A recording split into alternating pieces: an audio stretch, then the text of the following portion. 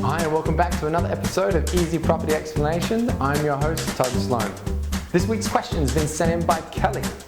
Kelly's question reads, Todd, I'd really like to buy a property to renovate for profit, but I've heard a few horror stories from friends that are making me a little bit reluctant to take the leap. Is there any tips you can give me of things to watch out for, or maybe things I should be doing? Now that's a really good question, Kelly. I've seen people make and also lose big money in renovations.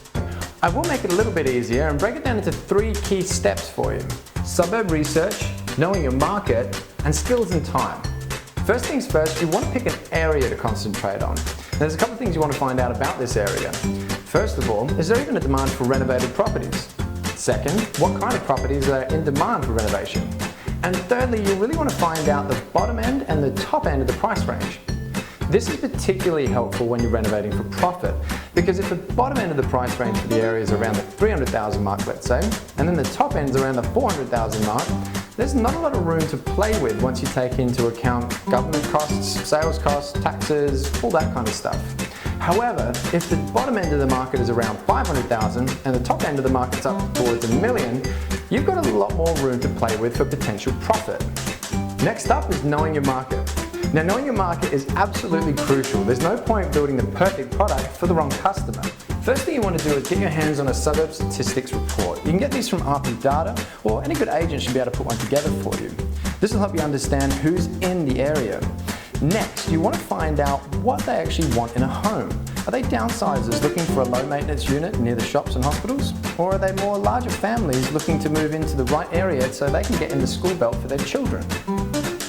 And last up, skills and time. Let's say you found the perfect area and you know exactly what your customer wants. It's now time to figure out what exactly you bring to the table and how much time do you have to work with it. Now it's really important to be honest with yourself here. If you're working long weeks and maybe have a family or other sort of social commitments, are you actually going to have the time that a renovation project is going to take? Lastly, do you have the skills to bring to the table? Do you have any kind of trade skills, or are you willing to learn them? Another good resource to use as well is my renovation booklet. This will help you walk through a property and determine how long it's going to take you, what it's going to cost, and basically what's involved before you even purchase the property. If you'd like a copy, PM me on Facebook or send me a text with your details and we'll get one out to you. So in summary, before taking on a renovation project, you're going to want to know as much as you can about your area, also the market, who's in the area, what do they actually want from a renovated property. And lastly, be really honest with yourself as far as time and skills that you bring to the project. I hope this has answered your question, Kelly, and if you've got a question, whether it's about buying, selling, or just want some words flying around the screen, PM me on Facebook, make sure to like the channel down below, or subscribe to the channel rather. Also, follow me on Instagram and Pinterest. Have a great day, guys.